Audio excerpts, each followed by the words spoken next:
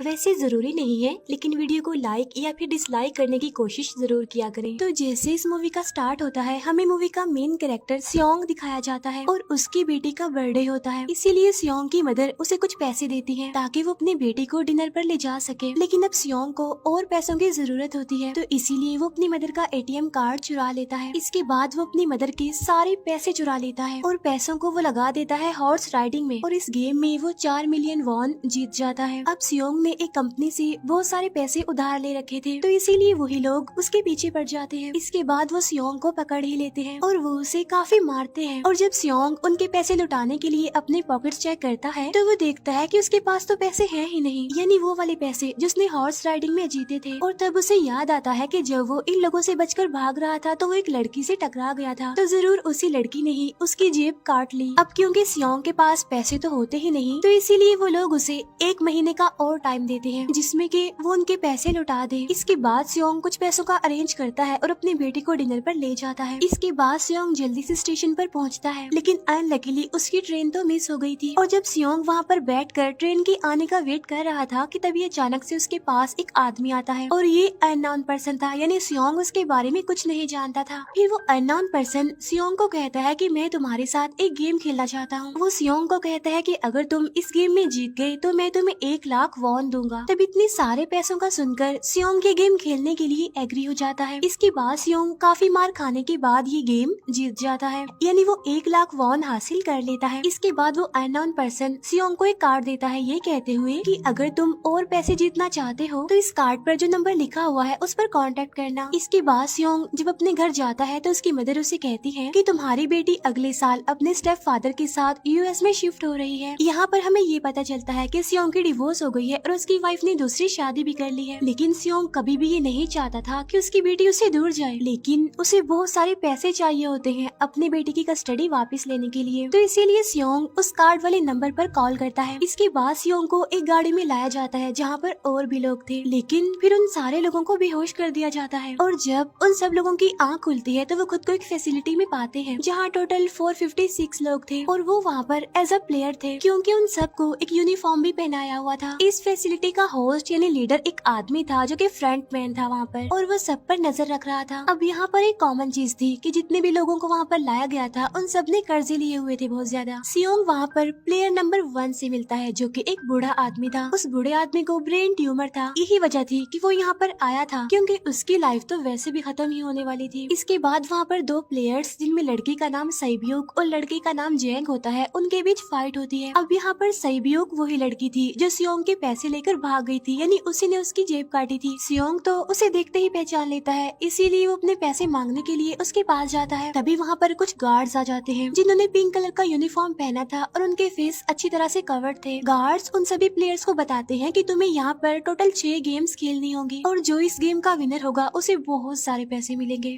इसके बाद उन सबसे एक कॉन्ट्रैक्ट पर साइन करवाया जाता है और इस कॉन्ट्रैक्ट के 3 मेन रूल्स थे। पहला रूल ये कि कोई भी प्लेयर अपनी मर्जी से गेम को छोड़कर नहीं जा सकता। दूसरा रूल ये होता है कि जो भी प्लेयर खेलने से मना करेगा तो उस प्लेयर को एलिमिनेट कर दिया जाएगा, और उनके मुताबिक एलिमिनेट का मतलब क्या था ये तो हम आगे ही जानेंगे। गेम का तीसरा रूल ये था कि अगर मेजोरिटी इस गेम को खेलना नहीं चाहती तो वो इस गेम को छोड़कर जा सकते हैं। इसके बाद उन सबको गेम के लिए ले जाया जाता है। अब यहाँ पर सियोंग अपने क्लासमेट सेंगवू से भी मिलता है जो कि उसे बचपन से जानता था। सियोंग उसे वहाँ पर देखकर काफी हैरान होता है क्योंकि वो तो किसी बिजनेस के लिए आउट ऑफ कंट्री चला गया था। अब पहले गेम के लिए वहाँ पर एक काफी बड़ी डॉल थी और इस गेम का रूल काफी सिंपल था, और वो ये था कि डॉल जब भी गाना गाएगी उन सबको आगे बढ़ना है, और जैसे ही वो गाना गाना बंद करेगी तो उन सबको रुक जाना है और मूव नहीं करना है, और अगर कोई हिल गया तो उसे एलिमिनेट कर दिया जाएगा। अब स्टार्टिंग में तो ये सब कुछ उन्हें किसी प्रैंक की तरह लग रहा था, लेकिन जब एक लड़का हिल जाता है तो उसे शूट करके मार दिया जाता है, और यही होता है एलिमिनेट का मतलब, यानी उन्हें मार दिया जाएगा। अब ये देखकर वो सारे लोग काफी घबरा जाते हैं और उन्हें पता चल चुका था कि वो खतरे में है, इसीलिए लोग डरते हुए पैनिक करते हुए इधर उधर भागने लगते हैं।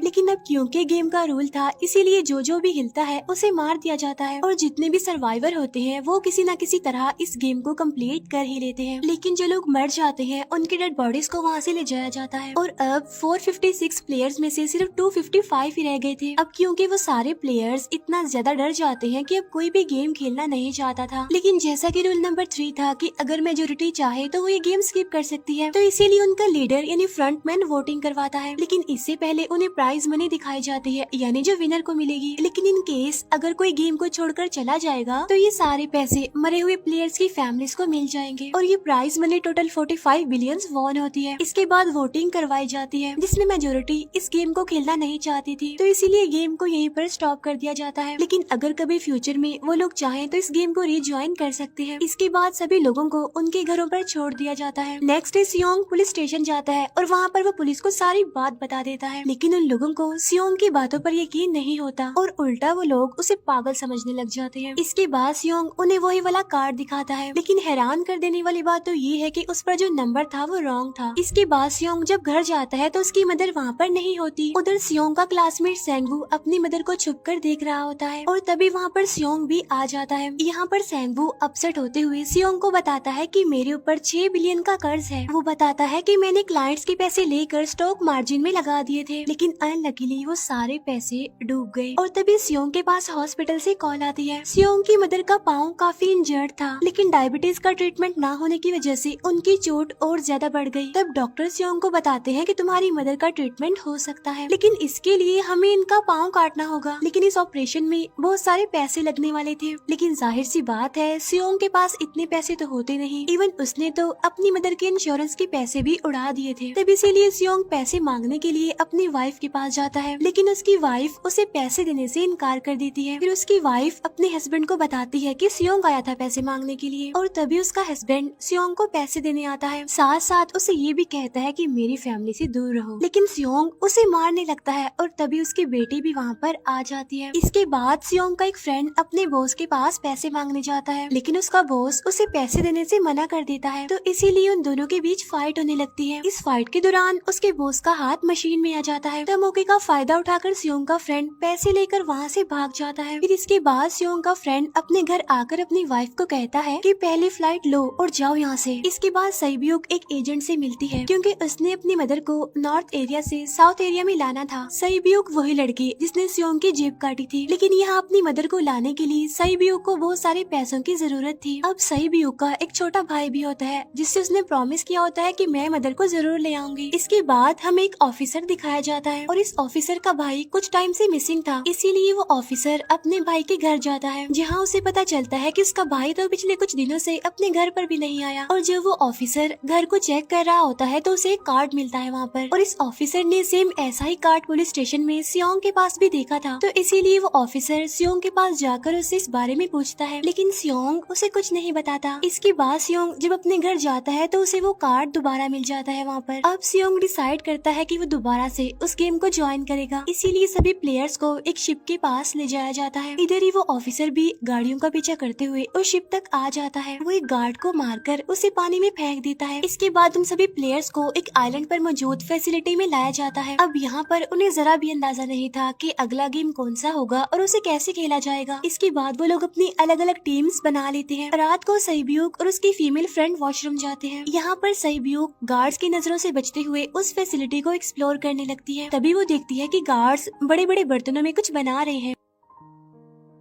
लेकिन अब क्योंकि गार्ड्स को शक हो जाता है तो ये गार्ड वॉशरूम्स को चेक करने के लिए आता है, लेकिन तब तक सईब्यूक वापस आ चुकी थी। इसके बाद सईब्यूक अपनी फीमेल फ्रेंड को सारी बात बता देती है जो उसने देखा था, लेकिन यहाँ पर सेंगवू उन दोनों की बातें सुन लेता है और वो इस बारे में सईब्यूक से पूछता है, जिस पर सईब्यूक बताती है कि वो बड़े बड़े बर्तनों में कुछ पका रहे थे। इसके बाद उन सभी प्लेयर्स को प्ले ग्राउंड में लाया जाता है, जहाँ पर उनके सामने 4 शेप्स थी। 4 शेप्स में से उन्होंने किसी एक शेप को चूज करना था। अब यहाँ पर सेंगवू को पता चल जाता है कि गेम क्या है और क्या करना है हमें। सेंगवू सियोंग को बताता है कि सबने अलग अलग शेप्स को चुनना है। इसके बाद उन सभी को एक छोटा सा बर्तन दिया जाता है जिसमें की शेप्स बनी होती है। अब गेम उनकी ये होती है कि उन्होंने किसी तरह उस शेप को बाहर निकालना है बगैर डैमेज किए, लेकिन अगर शेप जरा से भी खराब हो गई तो उन्हें एलिमिनेट कर दिया जाएगा, यानी मार दिया जाएगा। अब यहाँ पर सेंगवू तो इजिली उस शेप को निकाल लेता है, लेकिन सियोंग इतना ज्यादा घबरा जाता है कि उसकी हालत खराब होने लगती है, लेकिन फिर वो किसी न किसी तरह करके इस गेम को भी जीत लेता है। इसके बाद उन सबको वापस से रूम में लाया जाता है। अब यहाँ पर 187 प्लेयर्स वापस आए थे, जिनमें से अब सिर्फ 108 ही रह गए थे। इसके बाद उन सबको खाने के लिए ले जाया जाता है, लेकिन खाने की वजह से जैंग की एक लड़के से फाइट हो जाती है, जहाँ पर जैंग उस लड़के को इतना ज्यादा मारता है कि वो मौके पर ही मर जाता है। इधर ही हम देखते हैं कि उन प्लेयर्स में से एक डॉक्टर होता है जो गार्ड्स के साथ मिलकर मरे हुए लोगों के ऑर्गन्स निकाल कर उन्हें चाइनीज को बेचने का काम करता है। इसीलिए जब भी डेड बॉडीज को ले जाया जाता है तो वो डेड बॉडीज को गायब कर लेते हैं, क्योंकि ये सब कुछ एक प्लान के अकॉर्डिंग चल रहा था, क्योंकि ये सारा कुछ फ्रंट मैन से छुप कर हो रहा था। यही वजह थी कि कंट्रोल रूम में भी उन्होंने अपना ही एक आदमी बिठाया हुआ था जो कि उन लोगों की सारी वीडियो फुटेज डिलीट कर देता था, और गार्ड्स तो डॉक्टर को गेम के बारे में पहले ही बता देते थे ताकि वो सरवाइव कर सके। यहाँ पर एक गार्ड उसी प्लेयर डॉक्टर को बताता है कि आज हमने प्लेयर्स को जानबूझकर खाना कम दिया है ताकि वो आपस में लड़ने लगे, जिससे होगा ये कि सारे वीक प्लेयर्स गेम से आउट हो जाएंगे। साथ ही गार्ड डॉक्टर को अपनी अगली गेम के बारे में बता देता है। अब 30 मिनट के बाद वहाँ पर लाइट्स ऑफ होने वाली थी। अब यहाँ पर सेंगवू को पता था कि सियोंग की टीम जरूर कोई उल्टा काम करेगी, इसीलिए वो उस टीम को अपने पास बुलाकर उन्हें रिलैक्स रहने के लिए कहता है। उधर वो जो डॉक्टर प्लेयर होता है वो जैंग की टीम में शामिल हो जाता है। यहाँ पर डॉक्टर जैंग को बता देता है कि अगला गेम क्या होने वाला है। इसके बाद लाइट्स ऑफ हो जाती है और जैंग अपनी टीम के साथ मिलकर बाकी सभी को मारने लगता है। जैंग एक लड़की को मारकर सईब्यू को मारने जाता है, लेकिन तभी सियोंग उसे बचा लेता है। इसके बाद गार्ड्स वहाँ पर आकर उन सभी को रोक लेते हैं और अब टोटल 80 लोग रह गए थे। इसके बाद उन सभी को तीसरे गेम के लिए ले जाया जाता है और यहाँ पर उन्हें 10-10 प्लेयर्स की एक टीम बनाने के लिए कहा जाता है, और वो लोग ऐसा ही करते हैं, अपनी अपनी टीम बना लेते हैं। अब क्योंकि जैंग को अगली गेम के बारे में पहले ही पता होता है, इसीलिए वो सईब्यू की फीमेल फ्रेंड को अपनी टीम में नहीं रखता और वो अपनी टीम में सिर्फ मर्दों को ही रखता है। इसके बाद सेंगवू भी अपनी एक टीम बना लेता है। अब क्योंकि उन्हें एक प्लेयर की जरूरत थी तो इसीलिए सईब्यू की फीमेल फ्रेंड उनकी टीम में शामिल हो जाती है, और ये गेम असल में टग ऑफ वॉर का होता है, यानी उन्होंने अपने सामने वाली टीम को नीचे गिराना था। इसके बाद गेम स्टार्ट हो जाती है और जैंग की गेम बड़ी आसानी से इस गेम को जीत लेती है। इसके बाद बारी होती है सेंगवू की टीम की। तब प्लेयर नंबर 1 यानी वो बूढ़ा आदमी कहता है कि मैंने अपनी जिंदगी में बहुत सारी टग ऑफ वॉर्स खेल रखी हैं, इसीलिए उन सबको गाइड करता है कि इस गेम को कैसे जीतना है।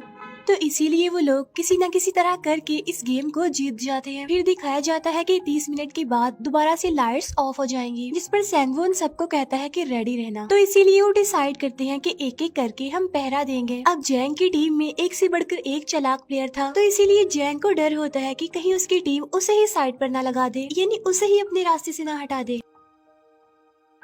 दूसरी तरफ डॉक्टर और गार्ड्स मिलकर डेड बॉडी की ऑर्गन्स निकाल रहे होते हैं और इन ऑर्गन्स को डिलीवर करने जाना था गार्ड नंबर 28 एंड 29। तब वो सभी एक डेड बॉडी के बारे में बातें करने लगती हैं जिसकी सिर्फ एक किडनी थी और वो उसे ज़ॉम्बी कह रहे थे। अब यहाँ पर जो गार्ड नंबर 29 था, यानी जिसने वो ऑर्गन्स डिलीवर करने जाने थे, वो कोई और नहीं बल्कि वो ऑफिसर था जो गार्ड के बेस में वहाँ पर आया था। और ये सब बातें सुनकर उसे शक होता है कि शायद ये लोग मेरे भाई की बात कर रहे हैं, क्योंकि उसकी भी एक ही किडनी थी। इसके बाद नंबर 28 और 29 यानी वो ऑफिसर ऑर्गन्स को डिलीवर करने के लिए चले जाते हैं। रास्ते में वो ऑफिसर नोटिस करता है कि टनल में तो बॉम्ब लगा हुआ है। तब नंबर 28 उसे बताता है कि जब हम यहाँ से बाहर निकलेंगे तो इस जगह को ब्लास्ट कर दिया जाएगा। अब यहाँ पर वो ऑफिसर नंबर 28 से और इन्फॉर्मेशन लेने की कोशिश करता है, इसीलिए नंबर 28 को उस पर डाउट होने लगता है, इसीलिए वो उस ऑफिसर को अपना फेस दिखाने के लिए कहता है। अब यहाँ पर वो ऑफिसर अपना फेस भी दिखा देता है, साथ साथ वो नंबर 28 पर गन पॉइंट भी कर देता है। साथ साथ वो ऑफिसर उससे एक किडनी वाले आदमी के बारे में पूछता है कि वो कौन है जिसे तुम ज़ॉम्बी कहते थे, जिस पर वो नंबर 28 उससे कहता है कि वो तो एक लड़की थी। अब यहाँ पर नंबर 28 उस ऑफिसर को कहता है कि तुम लीडर के रूम में जाकर सारी इन्फॉर्मेशन देख सकते हो, वहाँ पर सबका डाटा है। ये जानने के बाद वो ऑफिसर नंबर 28 को मार डालता है। उधर वो डॉक्टर गार्ड से अगली गेम के बारे में पूछता है, लेकिन इस बार गार्ड्स को भी अगली गेम के बारे में पता नहीं होता। तब इसीलिए डॉक्टर को गुस्सा आ जाता है और वो एक गार्ड को पकड़ लेता है और उनकी फाइट होने लगती है। इसी फाइट में डॉक्टर डॉक्टर उस गार्ड को मार कर वहाँ से भाग जाता है। इसके बाद एक गार्ड भी उसका पीछा करता है और वो दोनों प्लेग्राउंड में आ जाते हैं। यहाँ पर गार्ड डॉक्टर को अपनी बातों में फंसा कर उसे मारने वाला होता है, लेकिन तभी लीडर यानी फ्रंटमैन आकर उसे मार डालता है और बाद में वो उस डॉक्टर को भी मार डालते हैं। साथ साथ इन्हें वहीं पर नंबर 28 की डेड बॉडी भी मिल जाती है, जिससे इन्हें ये पता चल जाता है कि फैसिलिटी में कोई घुस गया है। उधर वो ऑफिसर लीडर यानी फ्रंटमैन के रूम तक पहुंच जाता है। तो वो चेक करते करते एक ऐसे रूम में जाता है जहाँ पर सबके रिकॉर्ड्स थे, और जब वो ऑफिसर रिकॉर्ड चेक कर रहा होता है तो उसे सभी विनर्स की एक लिस्ट मिलती है, जिसमें उसके भाई का भी नाम था, यानी वो भी कभी विनर था। उधर सभी प्लेयर्स को 4th गेम के लिए ले जाया जाता है, जहाँ पर उन सबको अपना अपना पार्टनर चुनने के लिए कहा जाता है, और वो प्लेयर्स करते भी ऐसा ही है, अपना अपना पार्टनर चुन लेते हैं। सहीब्यूक की फीमेल फ्रेंड भी अपना पार्टनर ढूंढने की कोशिश करती है, लेकिन कोई भी उसका पार्टनर बनने को तैयार ही नहीं था। इसके बाद सभी प्लेयर्स को 10-10 मार्बल्स दिए जाते हैं। असल में ये गेम ऐसी होती है कि एक प्लेयर को अपने पार्टनर से सारे मार्बल्स लेने होते हैं बगैर कोई जोर जबरदस्ती किए, और जो दूसरा पर्सन होगा यानी जिसके पास मार्बल्स नहीं होंगे उसे मार दिया जाएगा। फिर सैंगवू और सियोंग का फ्रेंड ऑड और इवन का गेम खेलते हैं, जिसमें कि उन्होंने गेस करना था कि सामने वाले के हाथ में कितने मार्बल्स हैं। अब यहाँ पर सियोंग का फ्रेंड सैंगवू के सारे मार्बल्स जीत जाता है, जिसकी वजह से लास्ट में सैंगवू के पास सिर्फ एक ही मार्बल बचता है। अब क्योंकि सैंगवू को पता चल चुका था कि अब वो बच नहीं पाएगा, इसीलिए वो सियोंग के फ्रेंड को अपनी बातों में फंसा कर उसे ये यकीन दिलाता है कि अगर हम में से कोई भी हार गया तो हारे हुए लोगों का मैच दोबारा करवाया जाएगा। अब यहाँ पर सैंगवू धोखे से सियोंग के फ्रेंड के सारे मार्बल्स चेंज कर देता है। इसके बाद सैंगवू मार्बल्स लेकर गार्ड को दे देता है और वहाँ से बाहर चला जाता है, और जब सियोंग का फ्रेंड मार्बल्स चेक करता है तो वहाँ पर पत्थर होते हैं। उधर प्लेयर नंबर 1 यानी उस बूढ़े आदमी की हालत खराब हो रही थी, इसीलिए वो तो इधर उधर घूम रहा था, लेकिन सियोंग किसी तरह उसे खेलने के लिए एग्री कर लेता है। अब यहाँ पर वो दोनों यानी वो बूढ़ा आदमी और सियोंग भी इवन आउट खेलते हैं। अब इनमें से वो बूढ़ा आदमी सियोंग के सारे मार्बल्स जीत जाता है, लेकिन लास्ट राउंड में वो बूढ़ा आदमी भूल जाता है कि उसने क्या चूज किया था। तो यहाँ पर सियोंग उसे बातों में फंसा कर उसके सारे मार्बल्स ले लेता है, लेकिन यकीन मानिए कि वो बूढ़ा आदमी काफी चालाक था। उसने एक मार्बल अपने पास ही रखा हुआ था और वो दोबारा से इधर उधर घूमने लगता है। अब यहाँ पर सियोंग उसे रिक्वेस्ट करता है कि प्लीज मेरे साथ एक और गेम खेलो ना। तब यहाँ पर वो बूढ़ा आदमी कहता है कि मुझे पता है कि तुमने सारे मार्बल्स धोखे से लिए हैं मुझसे। वो कहता है कि मुझे सब पता था, बस मैं पागल बनने की एक्टिंग कर रहा था। तभी सुनकर सियोंग को उस पर तरस आ जाता है और वो उसे ही सारे मार्बल्स दे देता है। उसके बाद सहीब्यूक और उसकी फीमेल फ्रेंड भी गेम खेल रहे होते हैं। उनकी गेम ये होती है कि जो मार्बल्स को दीवार के ज्यादा करीब फेंकेगा वही जीतेगा। पहले सहीब्यूक अपने मार्बल्स फेंकती है, लेकिन जब सहीब्यूक की फ्रेंड की बारी आती है तो वो अपने सारे मार्बल्स फेंक देती है। लेकिन जब सहीब्यूक ये देख लेती है तो वो अपने फ्रेंड को दोबारा फेंकने के लिए कहती है, जिस पर उसकी फ्रेंड कहती है कि नहीं सहीब्यूक, मैं बिल्कुल अकेली हूँ, मेरे पीछे तो कोई भी नहीं है, लेकिन अगर तुम्हें कुछ हो गया तो ये अच्छी बात नहीं है, तुम्हारे पीछे तुम्हारा छोटा भाई है, तुम्हारा वेट कर रहा है वो। और इसी वजह से सहीब्यूक की फ्रेंड को मार दिया जाता है। इसके बाद उन सबकी डेड बॉडीज को वहाँ से ले जाया जाता है। इसके बाद वो सब वापिस से रूम में आ जाते हैं। यहाँ पर जैंग देखता है कि सहीब्यूक की वो वाली फ्रेंड तो अभी तक जिंदा है, जो कि बड़ी आराम से बैठी हुई थी। अब यहाँ पर हमें पता चलता है कि सहीब्यूक की ये वाली फ्रेंड जैंग की भी फ्रेंड थी, लेकिन अब क्योंकि उन दोनों के बीच किसी बात को लेकर क्लैश चल रहा था तो इसीलिए जैंग की वो फ्रेंड उसे बुली करने लगती है। इसके बाद फ्रंटमैन को एक डेड बॉडी के पास उस ऑफिसर का आईडी कार्ड मिल जाता है। तभी फ्रंटमैन को पता चलता है कि उसके सारे वीआईपीज आ चुके हैं, तो इसीलिए फ्रंटमैन उन्हें लेने के लिए चला जाता है। फिर सारे वीआईपीज को उनके रूम में लाया जाता है। इसके बाद फ्रंटमैन वीआईपीज के आने के बारे में एक और आदमी को जाकर बताता है, और यही आदमी मेन होता है। और ये कौन होता है हम ये आगे जानेंगे। फिर नेक्स्ट डे उन सबको 5वें गेम के लिए लाया जाता है, जहाँ पर 1 से लेकर 16 तक नंबर पड़े होते हैं, और वो सभी प्लेयर्स अपना अपना नंबर ले लेते हैं। नंबर का मतलब ये था कि जो नंबर भी एक प्लेयर पर आएगा उसके मुताबिक उसकी बारी आएगी। अब यहाँ पर लास्ट में पहला और आखिरी नंबर रह जाता है, यानी 1 और 16। तो यहाँ पर सियोंग कंफ्यूज हो जाता है कि उसे कौन सा नंबर चूज करना चाहिए। अगर उसने पहला नंबर लिया तो वो फंसेगा और मरेगा, क्योंकि उसे नहीं पता कि गेम क्या है। और अगर लास्ट नंबर लेगा तो क्या पता उसकी बारी ही ना आए, टाइम कम रह जाए। और तभी वहाँ पर एक आदमी आ जाता है और वो सियोंग को कहता है कि मुझे पहला नंबर चाहिए, क्योंकि मैं अपनी जिंदगी में कभी भी फर्स्ट नंबर पर नहीं आया। फिर इसके बाद उन्हें गेमिंग रूम में लाया जाता है। अब इस गेम का रूल ये होता है कि दिए हुए टाइम में उन्हें ब्रिज की दूसरी साइड पर जाना है। अब इसके बीच में दो तरह के ग्लास लगे होते हैं, एक तो होता है आम ग्लास और एक होता है टेम्पर्ड ग्लास। आम ग्लास पर पाँव रखते ही वो टूट जाएगा और वो लोग नीचे गिर जाएंगे। इसके बाद गेम स्टार्ट हो जाता है और वो लोग एक एक करके मरने लगते हैं। फिर एक टाइम ऐसा आता है जब जैंग सबके सामने होता है और वो आगे ही नहीं बढ़ रहा होता। अब उनके पास एक ही रास्ता था, या तो वो आगे जाए या सारे ही मर जाएं। और तभी जैंग के सामने उसकी वही फ्रेंड आ जाती है जो उसे बुली कर रही थी, और वो जैंग को कहती है कि मैंने तुम्हें कहा था कि जिस दिन तुमने मुझे धोखा दिया मैं तुम्हें मार दूंगी। इसके बाद वो जैंग को पकड़ लेती है और उसे लेकर नीचे कूद जाती है, जिसकी वजह से उन दोनों की मौत हो जाती है। अब वहाँ पर एक आदमी था जो कि ग्लास कंपनी में काम करता था और उसे पता था कि टेम्पर्ड ग्लास कौन सा है, लेकिन जब फ्रंट मैन को इस बात का पता चल जाता है तो वो लाइट्स ऑफ करवा देता है ताकि वो ग्लास को पहचान ही ना पाए। अब लास्ट में एक ही स्टेप बचता है और उनके पास तो टाइम ही नहीं था, इसीलिए सेंगवू उस आदमी को धक्का दे देता है। तो यहाँ पर सेंगवू, सियोंग और सैब्यूक ब्रिज को पार कर लेते हैं, लेकिन ग्लास टूटने की वजह से उन्हें काफी चोट लग जाती है, खास तौर पर सैब्यूक को। उधर उस ऑफिसर ने एक सर्वेंट को मारकर उसकी जगह खुद ले ली थी। अब एक वीआईपी को उस ऑफिसर पर शक होता है और वो उसे कहता है कि अपना मास्क रिमूव करो, लेकिन वो ऑफिसर कहता है कि ठीक है, लेकिन मैं अंदर जाकर अपना मास्क रिमूव करूंगा। इसके बाद वो ऑफिसर उस वीआईपी को लेकर अंदर चला जाता है। अंदर जाकर वो ऑफिसर उस वीआईपी को बेहोश कर देता है और इस बात का पता फ्रंट मैन को चल जाता है, इसीलिए फ्रंट मैन उसके पीछे जाता है और वो उस ऑफिसर को देख लेता है, इसीलिए वो ऑफिसर वहाँ से भागकर आइलैंड पर आ जाता है। फ्रंट मैन भी उसका पीछा करते हुए वहाँ पर आ जाता है। अब यहाँ पर वो ऑफिसर अपने सीनियर्स को कॉल करने की कोशिश करता है, लेकिन कॉल कट हो जाती है। फिर वो ऑफिसर उन्हें सारे सबूत भेजता है, लेकिन वहाँ पर नेटवर्क नहीं था। इसके बाद फ्रंट मैन ऑफिसर को पकड़ लेता है और उसे उनके साथ चलने के लिए कहता है, लेकिन वो ऑफिसर तो उस फ्रंट मैन पर गोली चला देता है। इसके बाद फ्रंट मैन अपना मास्क उतार देता है, तो वो ऑफिसर देखता है कि वहाँ पर कोई और नहीं बल्कि उसका अपना भाई है वो। इसके बाद ऑफिसर का भाई यानी फ्रंट मैन उसे शूट कर देता है और वो जाकर पानी में गिरता है। उधर ग्लास लगने की वजह से सैब्यूक काफी इंजर्ड हो गई थी और उसका बहुत सारा खून भी बह रहा होता है। इसके बाद तीनों सर्वाइवर्स को